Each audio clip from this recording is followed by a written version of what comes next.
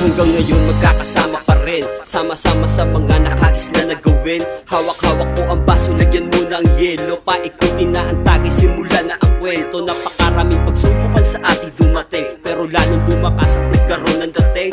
Nawala ng mga sungay ang mga dating praneng, mananatiling matatag ang pulang ating tinanim. Gusto ko lang sabihin sa inyo na kamusta sa mga tropa na malayo kung saan man pumunta. May mga tropang nanatili, merong humiwalay at may tunay na kaibigan na biglang humimlay. Sa dami ng pinagdaanan niya mas lalo pang tumibay. 17 taon na samahan, yan ang patunay alaala. Nagdaan sa akin, nagbigay ng kulay. Samahan na di pagbabalik ang iman ng aking buhay. Sa pamilya, nagdulo magkakasama.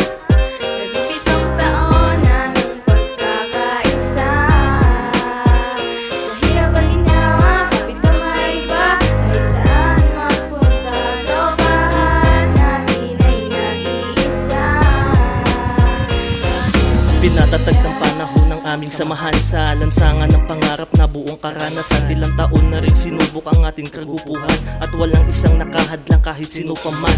Walang iwanan sa hirap man at ginhawa, bawat isa'y sandigan at laging magkakasama. Ang pagkakaisa natin di kayang wasakin ng iba, sabay-sabay natin isigaw, Cubs and Pamilya. 13 anyos ang edad nung mapabilang, sa mukha kong gulang ay dito ko nakita. Pahalagahan gabayan ng mga kuya, kaya respeto ka ngayon sa mga nauna. Balik tanong mo, nanungpang nahupuno pa ng galak. Pagdabitin sa alak, yaga na sa patak-patak. Daming istoryang nagganap, pagkakasalang nilasap. Kinaya natin tayo lang ay kailangan ng kabataan. Pero is na nakatindig, 17 taon na yung tinatak natin na ira. Di na mabubunga, salyado sa tibag na iwang legasiya. Takas noong kahani sa Cubs and Pamilya.